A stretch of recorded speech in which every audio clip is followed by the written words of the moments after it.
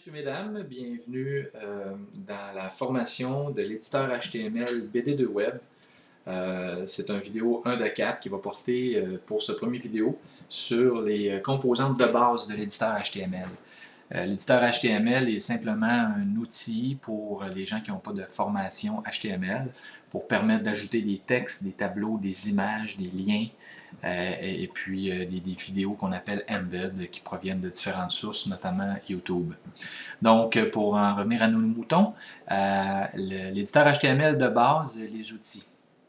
Donc, quand vous allez télécharger, pas télécharger, mais ouvrir votre site web en tant qu'administrateur, donc propriétaire de votre nouveau site web, vous allez avoir un nom d'usager puis un mot de passe qui va vous être fourni, qui va vous permettre de vous connecter sur votre site web. Si votre site a été fait par BD2 Web, généralement, le lien se trouve dans le bas de la page, ici où est-ce qu'on voit le login. OK? Actuellement, c'est marqué Lockout parce que je suis actuellement déjà logué pour la démonstration, mais vous cliquez tout simplement sur le Login, vous loguez, et puis ensuite, vous allez arriver sur des espaces comme ça ici où est-ce que vous allez voir des petits crayons. OK? Il va falloir simplement cliquer sur la petite flèche et aller sur Edit Content. Voilà. Donc, vous allez vous retrouver à l'intérieur d'un éditeur HTML qui se trouve être finalement un genre de mini Microsoft Word qui vous permet de créer le contenu de vos pages. Simplement, pour commencer avec la base, là, on fait ajouter un petit texte d'exemple. 3 petits points. Fait que je vais aller ici sur Save.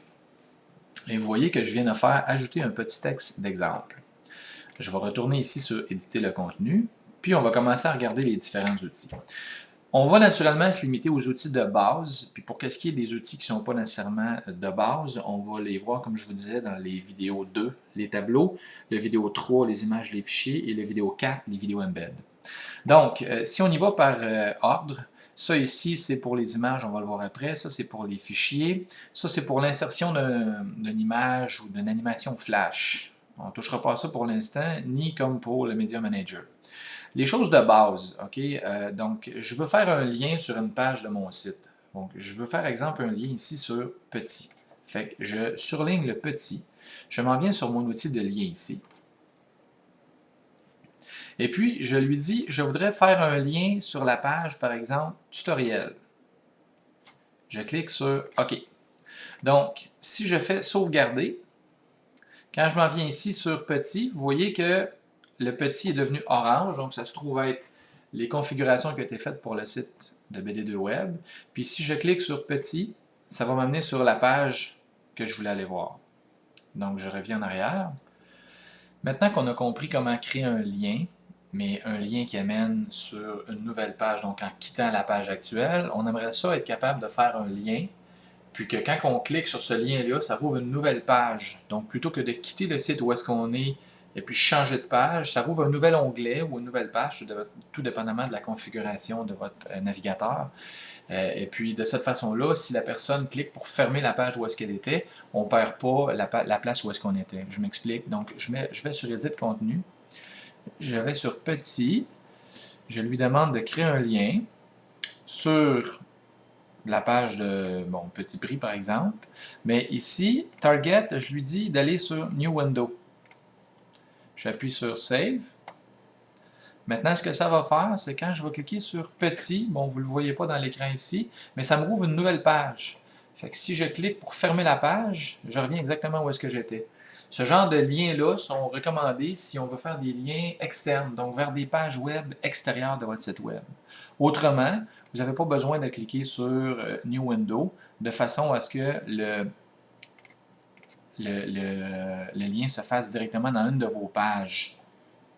Okay, vous voulez simplement faire naviguer les gens à l'intérieur de votre site.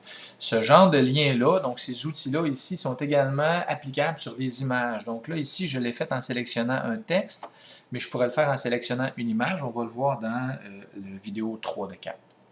Bon, ensuite de ça, il y a toutes sortes d'outils que vous retrouvez un petit peu comme dans Microsoft Word. Donc, si je prends le 3 ici, puis j'appuie sur ça, ça va faire comme 3 au cube. Je peux plutôt le faire de cette façon-là ici. Bon, ça, je vais vous inviter à naviguer un petit peu, mais je voulais quand même m'attarder sur les aspects importants. Si je veux jouer avec le type de fonte, donc j'écris « Jouer avec le type de fonte ». Bon, je peux arriver ici, puis prendre « Jouer », puis appuyer où est-ce que c'est marqué « Normal ». Ça, c'est très important.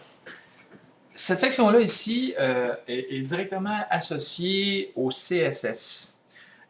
C'est Cascading Style Sheet. En français, bon, plutôt dans un langage commun, c'est que quand votre site a été créé, il y a un fichier CSS qui a été attaché à votre design, à votre template, faisant en sorte que les headings 1 sont toujours pareils, les headings 2 sont toujours pareils, puis les headings 3 sont toujours pareils. Ce que ça veut dire, ça, c'est que c'est une sorte de fonte.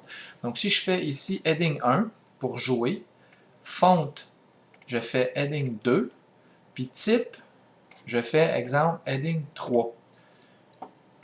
Juste pour vous montrer. Vous voyez? Donc, jouer, type, fonte. Donc, si vous les utilisez à l'intérieur de votre site, ce qui est intéressant, c'est que sans avoir besoin de vous rappeler, ah, je l'avais-tu mis en gras, je l'avais-tu mis en 12, en 14, la grosseur, des choses comme ça, vous assurez que tout ce que vous mettez en H1, H2, H3, H4, H5, etc., va toujours être exactement identique sur toutes les pages de votre site. Donc, si vous voulez garder un certain standard, c'est quelque chose qui est extrêmement important. Si par contre, vous préférez donc aller avec un style plus de base, mettons, bien là, ce que vous pouvez faire, vous pouvez aller ici et dire, bon, mais là, cette partie-là, je le veux en 12, bold, style, j'aimerais ça l'avoir en italique, et de base, souligné. On sauvegarde. Donc, vous voyez quand même que les possibilités sont vraiment flexibles et puis vous êtes capable de faire pas mal ce que vous voulez avec ça. On peut également ajouter des couleurs. Donc, si on s'en va ici, donc je peux dire avec, je vais le mettre en rouge, et puis j'aimerais ça que le 2 ici, la couleur par-dessus soit jaune pour le mettre en évidence. Je ne trouve pas ça particulièrement beau, mais ça vous donne quand même différentes options pour faire un peu de design à l'intérieur de votre site. On continue avec les options de base. OK. Bon, choses, je pense, qui sont assez évidentes, là, c'est comme dans Word. Aligner à gauche, aligner au centre, aligner à droite ou justifier. Je n'ai pas besoin de donner plus d'explications là-dessus. Vous pouvez aussi utiliser ici la possibilité de créer des 1, 2, 3, 4, 5, des points, ou tout simplement mettre des points, des bullet lists qu'on appelle. OK. Voilà. Je pense que ça fait le tour des options de base de l'éditeur HTML. J'espère de rien oublier. Oui, une des choses les plus importantes. Vous êtes en train de créer votre site web et puis vous voulez ajouter du texte qui provient d'un autre site. Ça, c'est une des affaires que vous allez faire le plus souvent, puis qui est tellement important de garder en tête. Encore une fois, je reviens avec le CSS de votre site. Le CSS de votre site, bon, en fait, il est différent de tous les sites qui vont avoir été créés par BD2Web.